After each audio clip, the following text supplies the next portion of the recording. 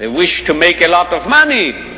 In Europe, every American student, even more every American adult, is regarded as someone who is just out to make a lot of money.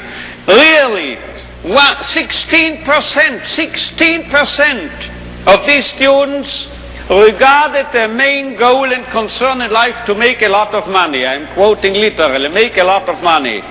And you know what the top class, the top category, we say category, what do you say? Category was among, you excuse me, but I know I am speaking a marvelous accent without the slightest English. Now,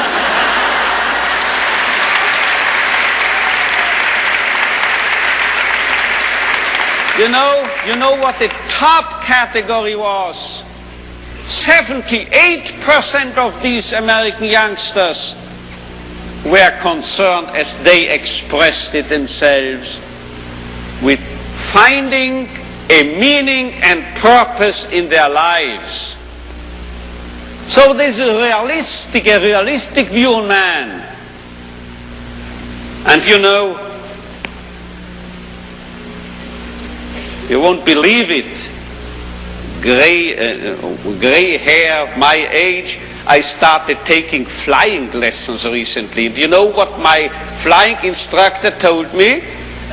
If you are starting here, wish to get here, say east, heading for this, and you have a crosswind, you will drift and you will land here. So you have to do what we pilots call crabbing, he told me, C-R-A-B, crabbing.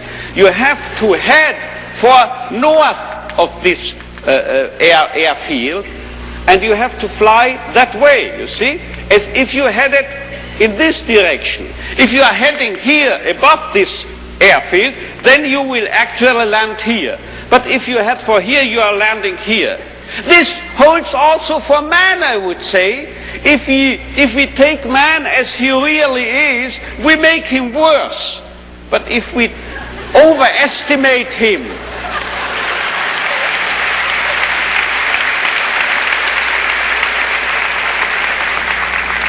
it's premature, your applause, you will soon know why.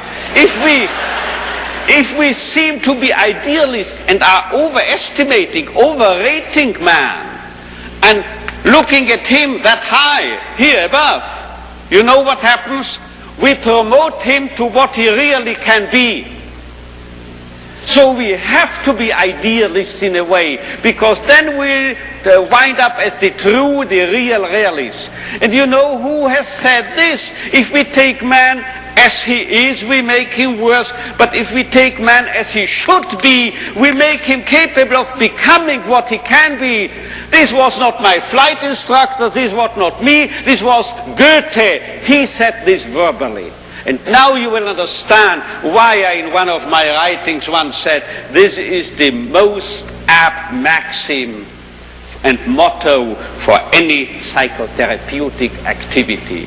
So if you don't recognize a young man's will to meaning, man's search for meaning, you make him worse, you make him dull, you make him frustrated, you still add and contribute to his frustration. While if you presuppose in this man, if in this so-called criminal or juvenile delinquent or drug abuse and so forth, there must be a what we call spark, a spark of search for meaning.